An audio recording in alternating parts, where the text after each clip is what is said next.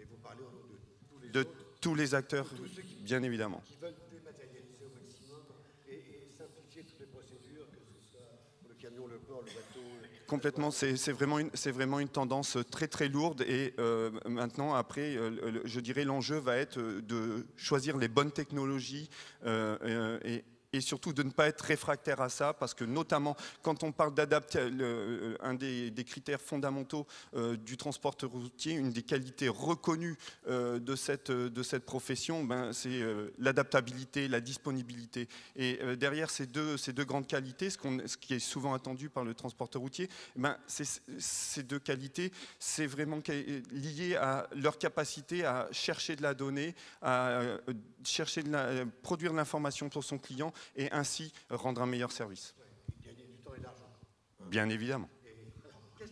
Il y a plein de propositions. Bonjour monsieur le représentant de tous les transporteurs. Qu'est-ce que vous attendez, vous, comme innovation? De quoi vous avez besoin? Alors, nous, aujourd'hui, ce qu'on attend, c'est de l'innovation, mais surtout de la simplicité.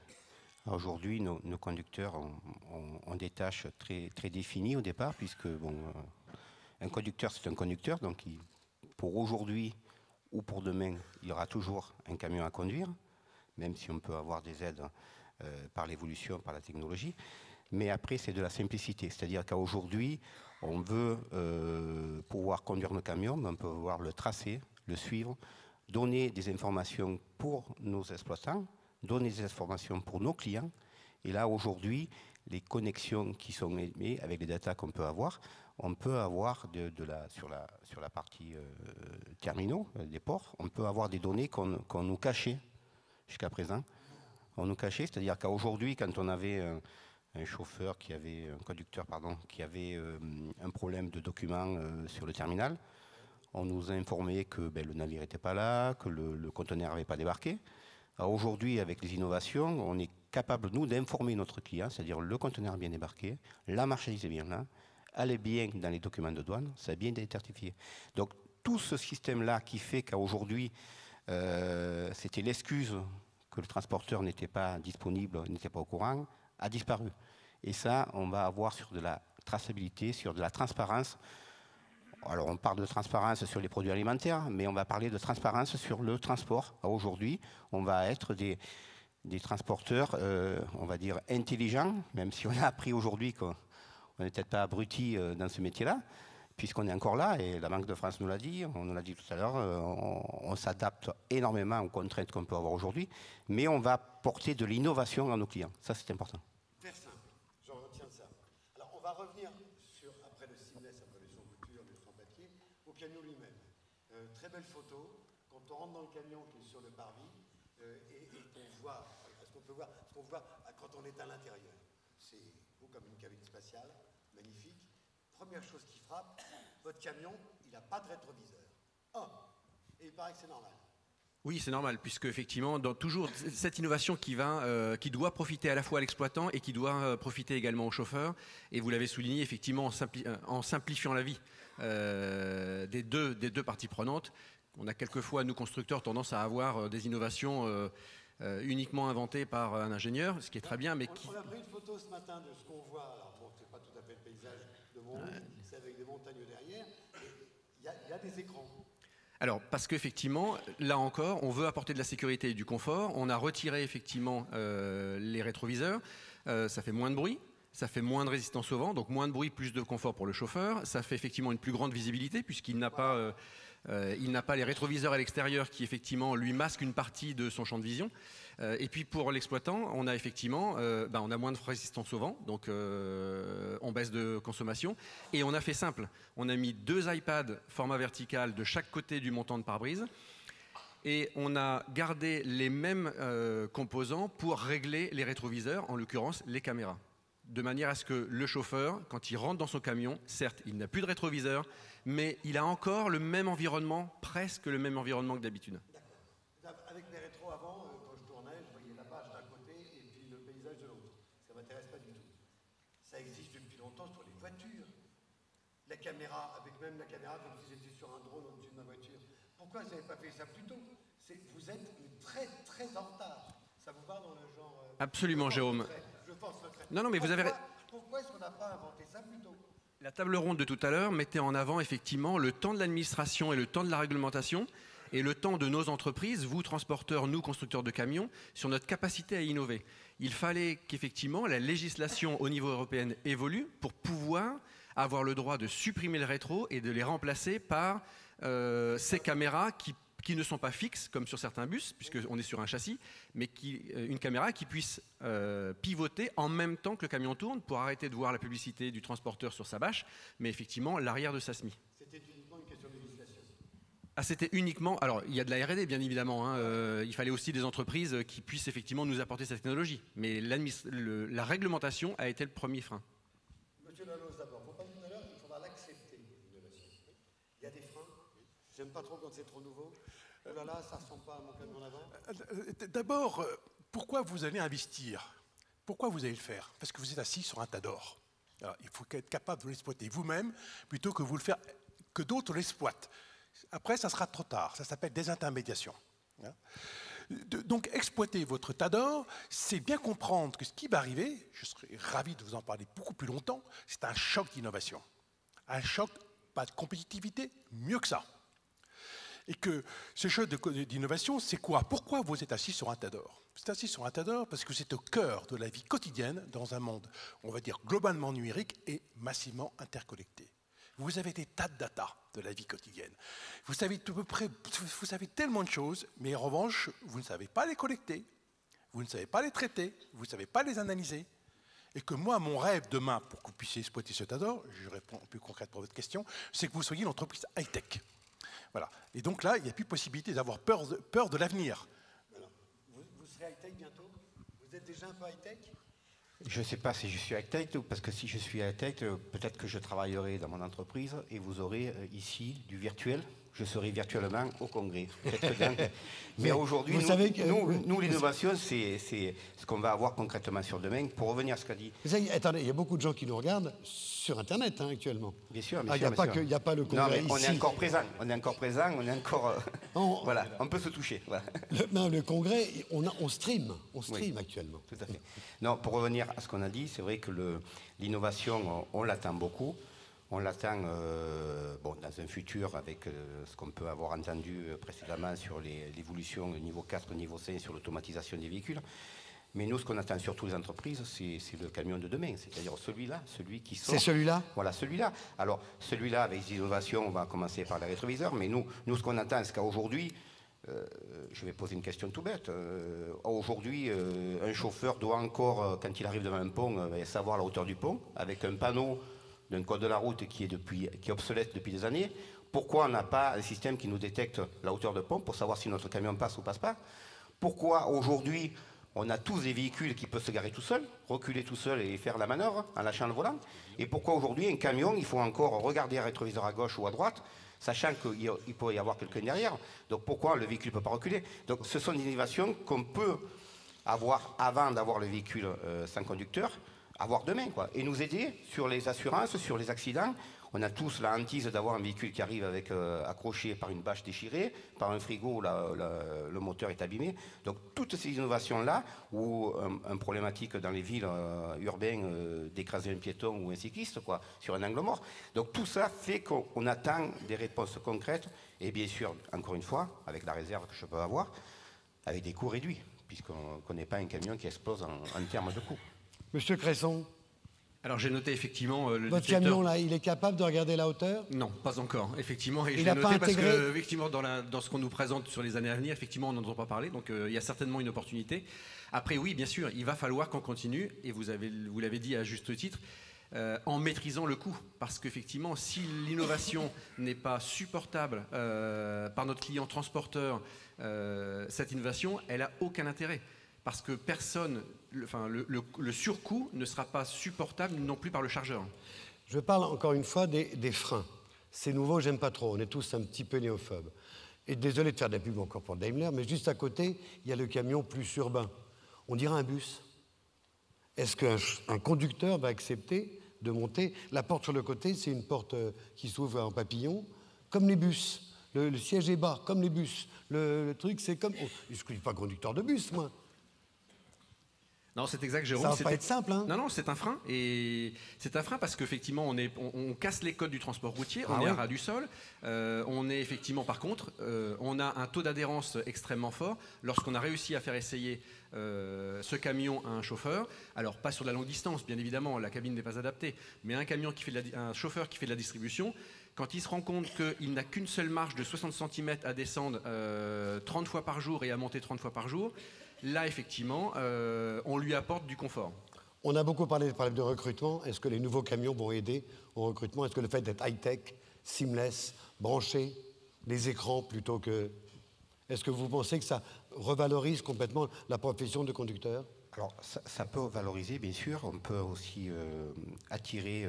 alors, ça arrive déjà, mais la gente féminine, on peut approcher ce type d'opération-là, puisqu'on cherche des conducteurs, mais on cherche aussi des conductrices. Hein, on n'est pas fermé là-dessus. On peut aussi adapter sur de l'handicap. Alors, des conducteurs qui ont un handicap faible, on ne parle pas de la personne malheureusement à mobilité réduite, mais l'attrait du véhicule moderne dans une entreprise de transport attire aussi des conducteurs, il ne faut pas l'oublier.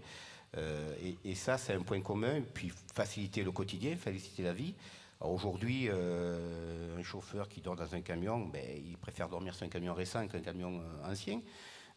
Tout le monde a connu certaines catégories de véhicules où il fallait même le chauffage à côté.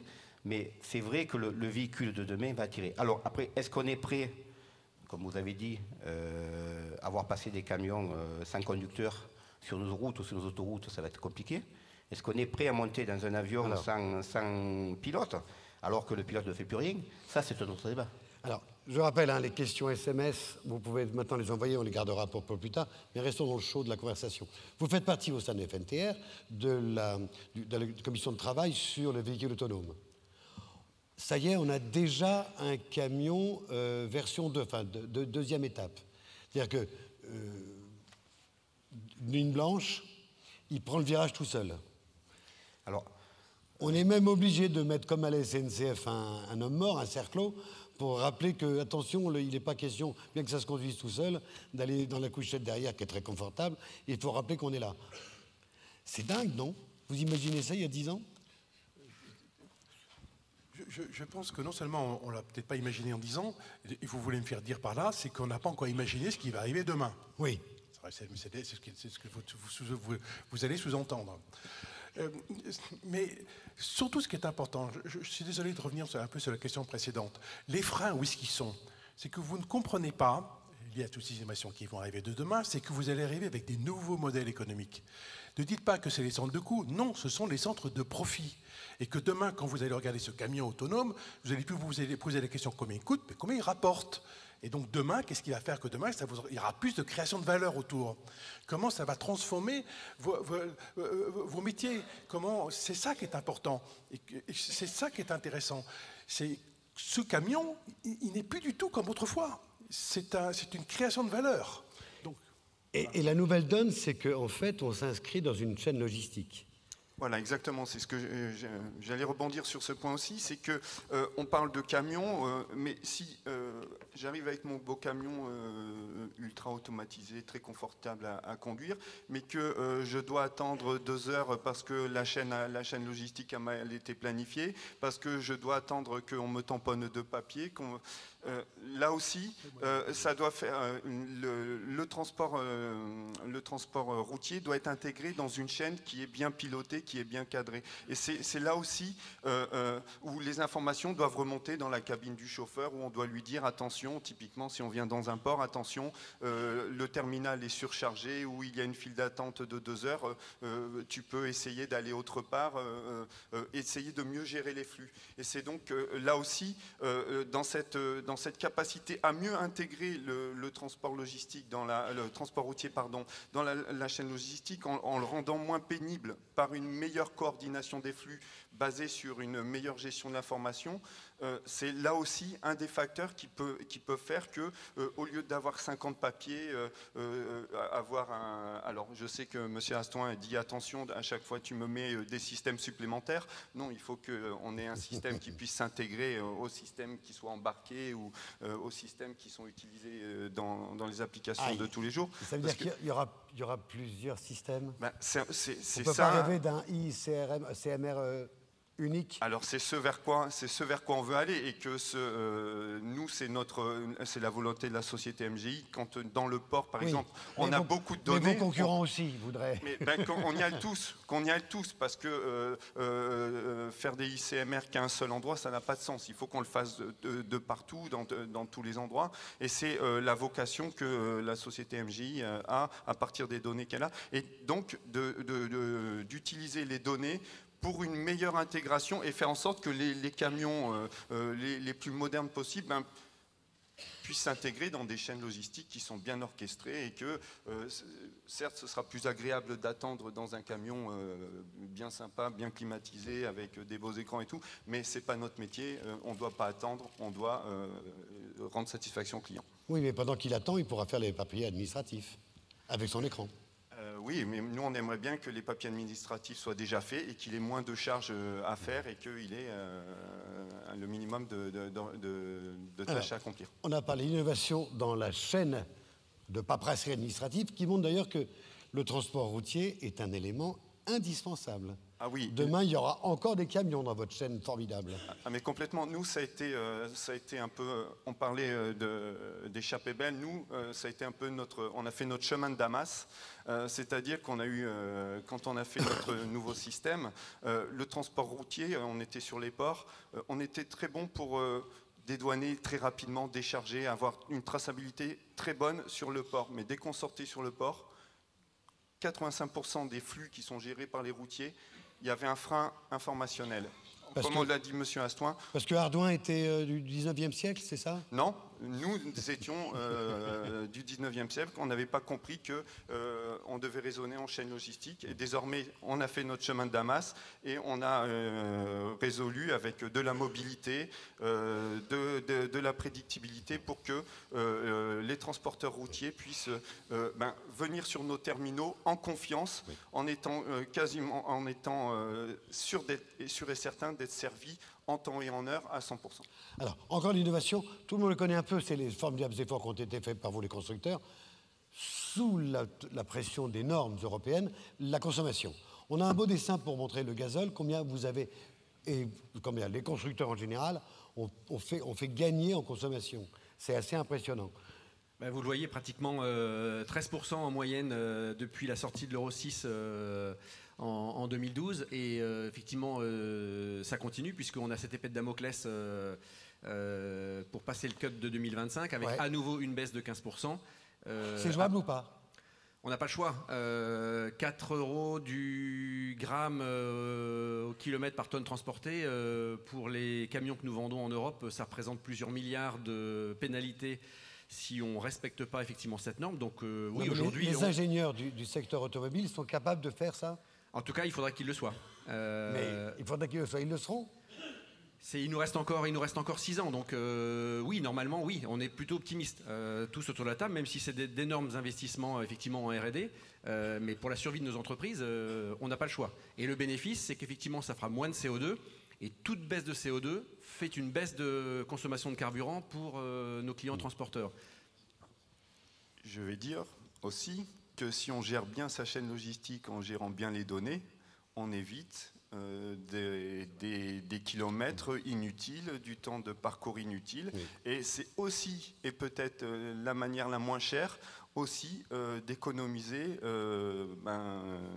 du temps, de l'argent, et donc générer moins de CO2. Et des ulcères à l'estomac. Exactement. Et donc c'est aussi dans ce cadre-là que nous menons, en partenariat très fort avec les fédérations départementales de la FNTR, nos travaux de recherche et développement pour améliorer cette meilleure inclusion du transport routier. Monsieur Astouin, vous n'êtes pas né de la dernière pluie. On vous en a promis des camions formidables, des sans-papiers depuis des années. Vous y croyez encore? Vous êtes dubitatif? Vous pensez, comme M. Dalloz, que c'est une vraie révolution culturelle qui va se passer? Pour dire en 2 mots, c'est échappée belle. Voilà. Il faut dire ça. C'est vrai que j'ai travaillé sur le groupe de travail. Pourquoi j'ai travaillé sur le groupe de travail sur les véhicules autonomes? C'est simplement ce que je voulais apporter ma petite pierre à l'édifice. des transporteurs, des petits transporteurs, des petits TPE, et pour pas qu'on soit mangé par des techniciens, par des ingénieurs, et qu'on parte sur des designs. Oui. Encore une fois, vous avez rappelé la hauteur du pont. Ramener à la réalité et ce que le Congrès, ce qu'on a besoin. Aujourd'hui, le niveau 5, c'est-à-dire le camion sans conducteur, ici dans la salle, je pense qu'il n'y aura pas beaucoup de gens qui le verront. Non. Mais par contre, le niveau 4, on n'y est pas loin. Là, on est au niveau 2. Vous nous rappelez rapidement le niveau 2 ? Le niveau 2, on a encore un conducteur qui est posé sur le siège et il doit à minima avoir une action sur le volant. Le reste, c'est la machine qui freine, qui accélère, qui rétrograde et qui se déplace dans l'espace qu'on lui indique. Et ça, c'est en vente dès demain. Ça marche. Oui, ça existe, bien sûr. Maintenant. Niveau 3 ? Bon, je pense que dans le transport, on ne passera pas au niveau 3. Non. Du niveau 2, on va passer au niveau 4. Ça, c'est évident. L'automobile, oui, cherche un peu le niveau 3. Mais le niveau 4, si la réglementation européenne et mondiale, puisque là on parle sur les États-Unis, sont très à l'avance dessus, on va y être très vite. Pendant qu'on y est, le peloton, le platooning, vous y croyez ? Alors, sur les niveaux d'automatisation, il y a 3 groupes de travail, il y a 3, on va dire, modules qui ont été préparés. Le premier module, c'est le platooning, comme tout le monde entend. Oui. Alors, c'est les véhicules interconnectés sur de longues distances. Donc, où on pourra, le premier va conduire, le deuxième va lâcher le volant. Alors, quel niveau il va être, quel degré au niveau de la... Est-ce que vous y croyez ? Platooning, ça va être compliqué. Par contre, là où je suis très à cheval, et je pense qu'on va le voir très rapidement, c'est les parcs privés. C'est-à-dire les terminaux, les zones de plateforme logistique où on va avoir des véhicules qui pourront travailler tout seuls. En site propre. En site propre, site fermé. Ça va être très intéressant pour les zones à risque, les Céveso, où on pourra laisser nos remorques rentrer sur ces sites-là sans nos conducteurs. Donc ça sera très intéressant. Après, le 3e niveau, c'est l'urbain. Là, ça va être très compliqué parce qu'on se heurte à des gens sur les trottoirs, sur les accès. La Poste travaille dessus. Mais je pense que les parcs privés vont arriver en 2021. On va avoir des véhicules. Et pour sensibiliser les gens sur des parcs privés, on verra des véhicules sans cabine. C'est-à-dire on va avoir des camions sans cabine. Comme on voit dans les tracteurs, pour les tracteurs autonomes dans l'agriculture. Petite page de pub, avec le nouveau Mercedes, on ne peut pas écraser les piétons. Dès qu'il y a 1 mètre, poum, arrêt d'urgence. Il y a des questions que vous avez posées, on va les prendre tout de suite. Désolé si je vous interromps un petit peu. Est-ce qu'il y a des questions déjà pour SMS sur le 07, etc. Après, on parlera de la maintenance. L'atomisation du secteur n'est-elle pas le plus gros frein à l'accès à la digitalisation de l'entreprise de transport routier ? L'atomisation, vous êtes trop nombreux à être trop petits. C'est cela l'idée ? Oui. Alors, moi, j'ai envie d'apporter un témoignage parce que nous sommes une société qu'on appelle communautaire. Donc, on est issu d'une communauté de professionnels qui se sont réunis pour se doter d'une plateforme commune. Et donc,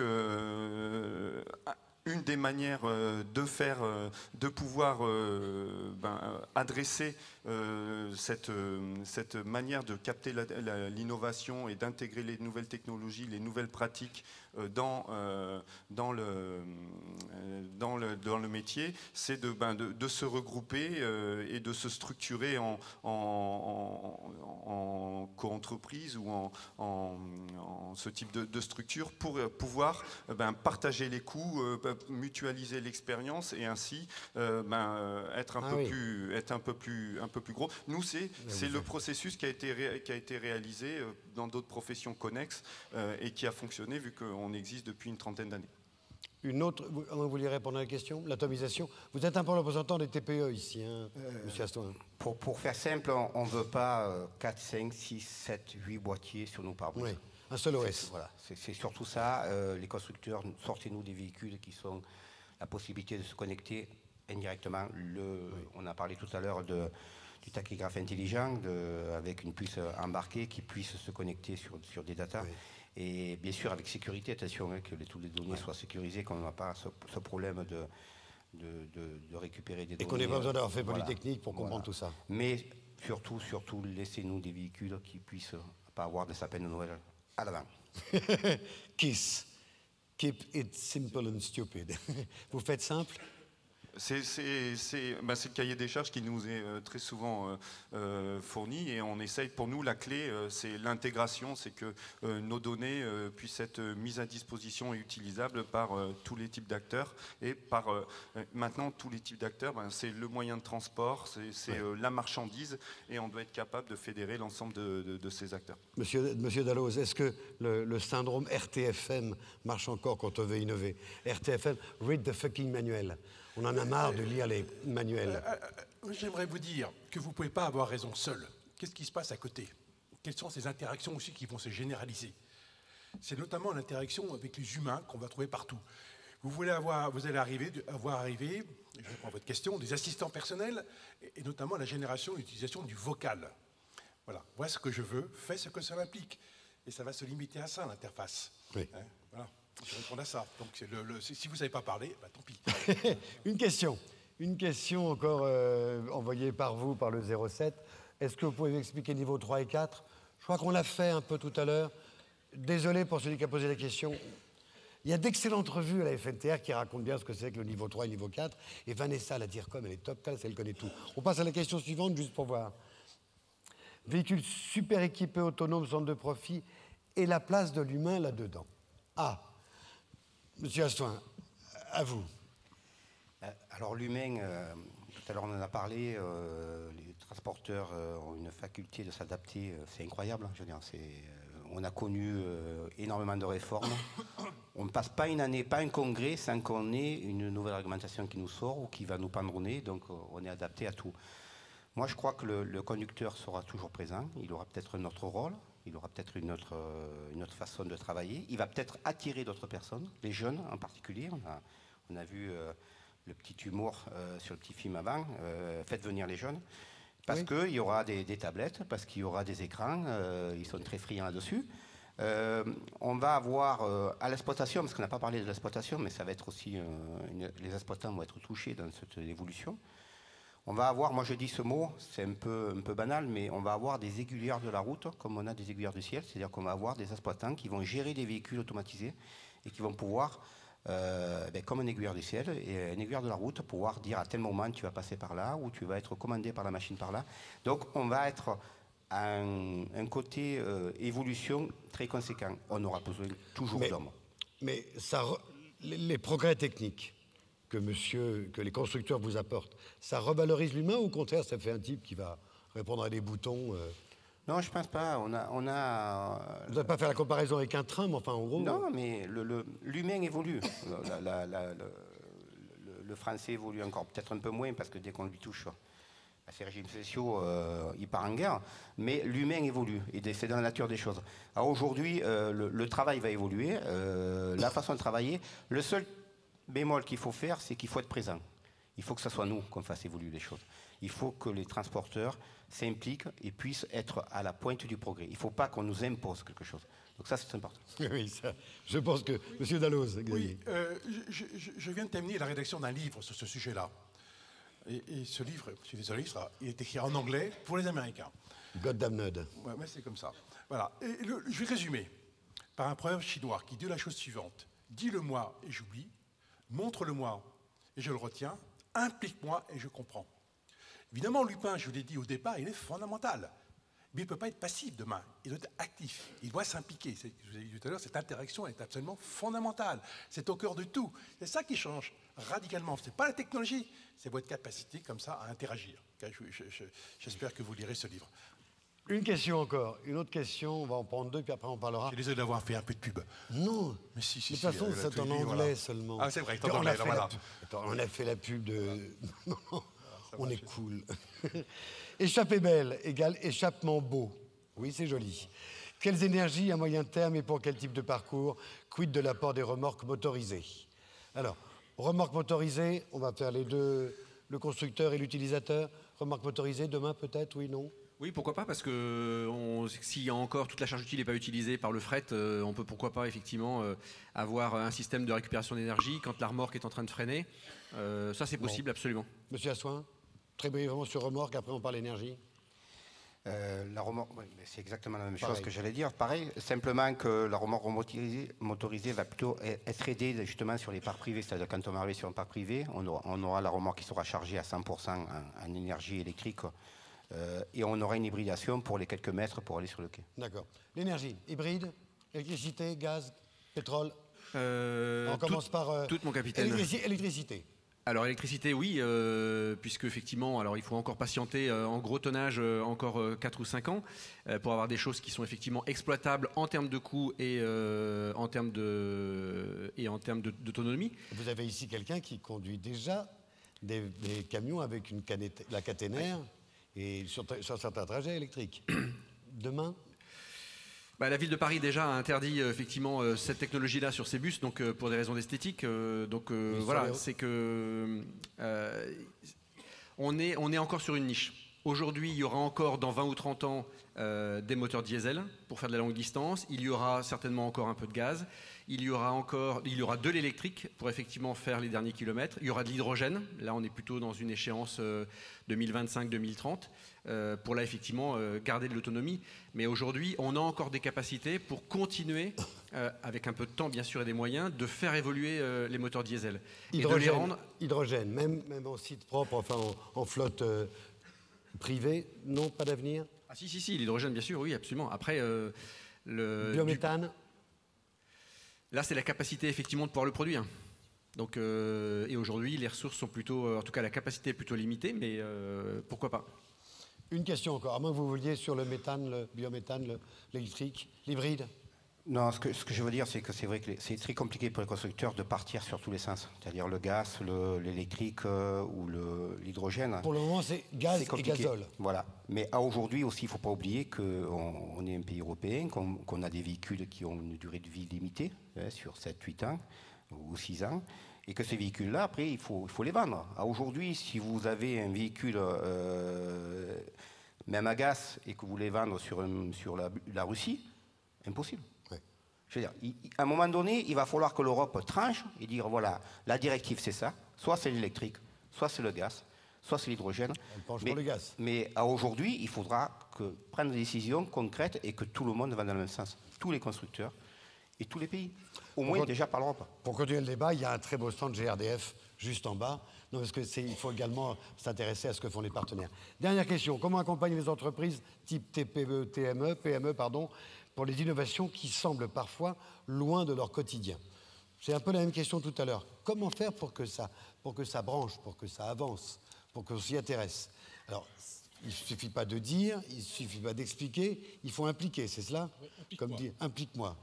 Moi, j'allais rebondir sur cette méthodologie-là. Effectivement, le premier élément, c'est les impliquer. Et je vais prendre notre exemple à nous. Quand nous sommes positionnés sur quels étaient les services que nous serions susceptibles d'apporter aux transporteurs routiers, la première chose que nous avons fait, c'est que nous avons contacté les représentants de la fédération locale pour travailler avec eux en leur demandant quels sont leurs problèmes et comment on pourrait les résoudre, et ainsi en prenant en compte toutes leurs contraintes de temps, financières, cette inflation de technologie qu'on leur demande d'avoir, et ainsi au travers du travail des fédérations et de cette méthodologie d'implication, d'opération pilote, d'échanges très... vous dites qu'il faut évangéliser quand même. Il y a aussi un vrai travail d'évangélisation, mais nous on l'a fait avec les fédérations. Avec les fédérations. Jean-Yves Assoin, on est visiblement tous les deux pas nés dernière pluie. Est-ce que les gamins que vous engagez aujourd'hui, ils sont tous digital native? Est-ce qu'ils vont plus aller directement vers des solutions comme le propose le nouveau camion ou bien l'autonomie niveau 2, le nouveau tachygraphe, enfin en gros super branché quoi? Ah bien sûr, aujourd'hui... Les jeunes, ils vous disent que vous êtes dépassé, non, ou pas? Non, on est toujours dépassé. On est toujours dépassé. Mais on est toujours là. Aujourd'hui, on est toujours là. On est conscient que, pour pour pas donner l'exemple, ce type d'appareil, aujourd'hui dans la salle, je crois que tout le monde a un téléphone. Oui. Mais surtout, tout le monde a un smartphone. Mais les gamins qui et sont demain, nés si on le avec. perd, on est perdu. Donc ça veut dire qu'aujourd'hui, pour revenir à la question comment accompagner l'entreprise TPE et PME avec l'innovation, n'attendez pas d'avoir des aides. On n'attend rien, nous, les transporteurs. Hein. On n'en a jamais eu, on n'a jamais entendu. Donc on fait tout par soi-même. Bon. Donc ça, c'est important. Par contre, c'est une volonté de vouloir investir, de vouloir avancer et de pouvoir progresser. Et si on ne le fait pas pour nous, on le fera pour nos gamins. Sinon, ben, ça va être compliqué. dépasser Peut-être. Il y a des épées Damoclès pour l'écologie. Hein. Oui. On est sur une transition écologique assez forte, hein, avec tout ce qu'il peut entendre en termes de technologie. Et il faut pas se fermer, il faut pas être fermé sur l'évolution. Voilà. Je vais... Trois choses. Un, je vais jouer le rôle du consultant. Il faut avoir une vision à 20 ans pour un plan d'action à 20 semaines. Vous avez dit tout à l'heure. Il faut savoir, on va demain... Le cap. C'est beaucoup de conséquences. Hein. Et pour un plan une d'action vision à 20 ans pour l'appliquer dans 20 semaines. Voilà. Oui. Quand on va à la montagne, on regarde là-haut, au Mont Blanc, ben, on regarde là-haut. Et puis on regarde là-haut. Voilà. Deuxièmement, il faut miser exclusivement sur l'avantage concurrentiel.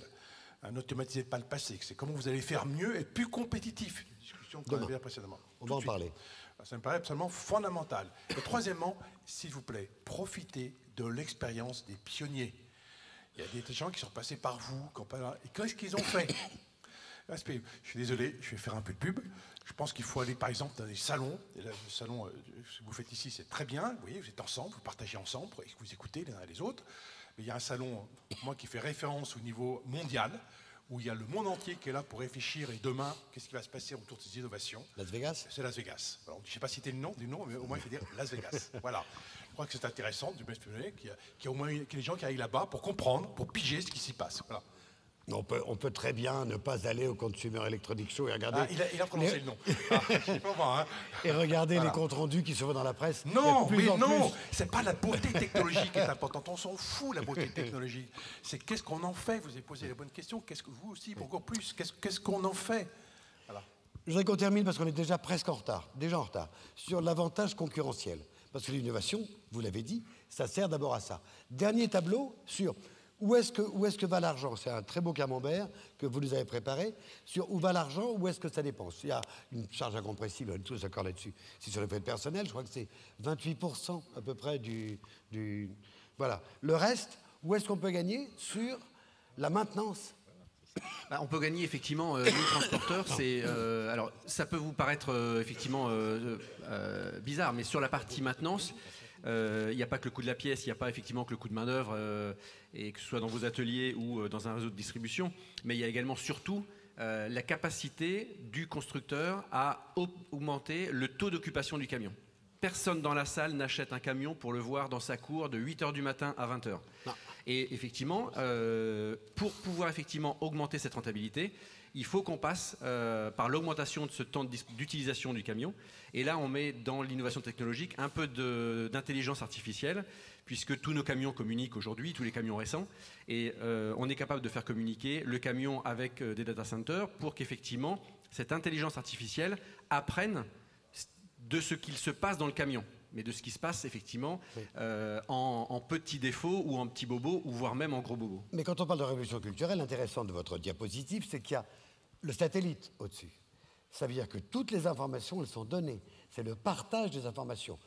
Qui a l'info a le pouvoir, c'est le partage du pouvoir. Il faut que je m'inscrive dans une... En fait, vous donnez l'emploi du temps de mon camion à l'affréteur.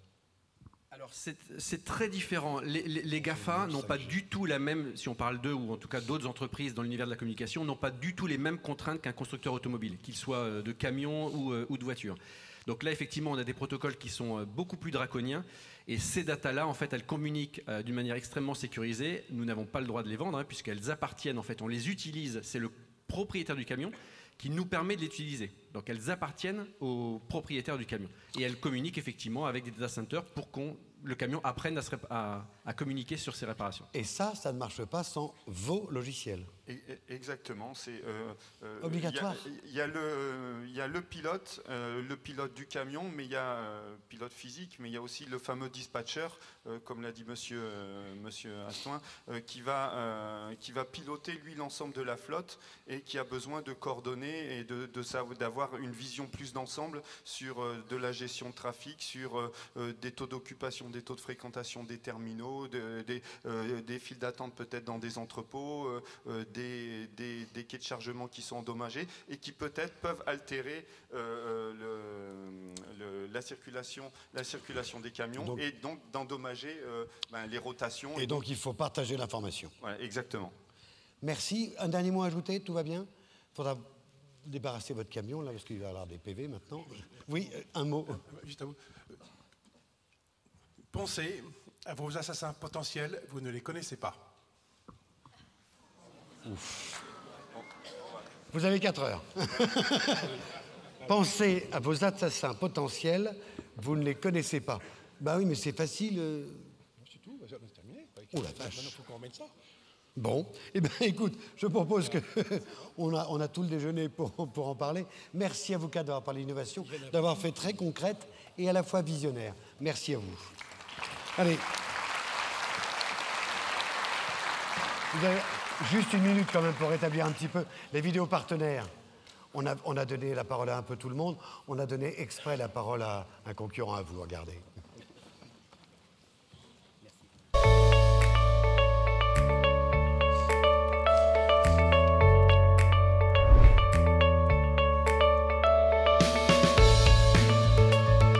Alors l'échappée belle pour moi, c'est d'abord le Tour de France. Je me rappelle notamment en 2002, quand Virenque atomise Lance Armstrong dans la montée du Ventoux.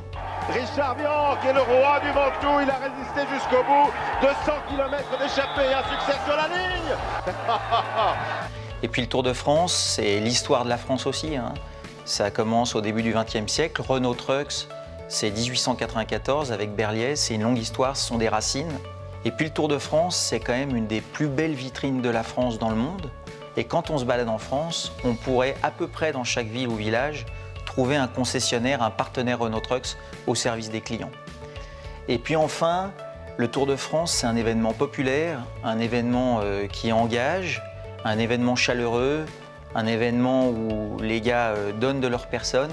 Et ça, c'est des valeurs qu'on aime vivre chez Renault Trucks au service de nos clients à travers notre réseau.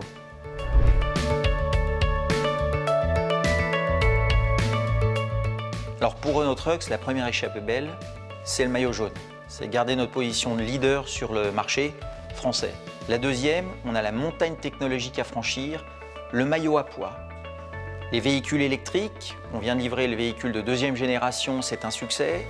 Les véhicules au gaz, avec plus de 800 km d'autonomie. Et les véhicules diesel, dont on essaye d'optimiser encore le niveau de consommation.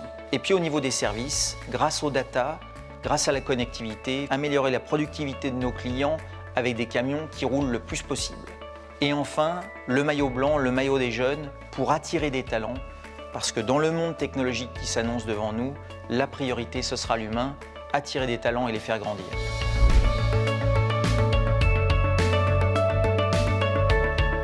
Pour moi, ce qu'il y a devant nous, c'est une fantastique opportunité, un monde en pleine mutation. Évidemment, la chance de Renault Trucks, c'est d'appartenir au groupe Volvo, un groupe de dimension internationale, capable d'investir plus de 2 milliards d'euros dans la technologie chaque année.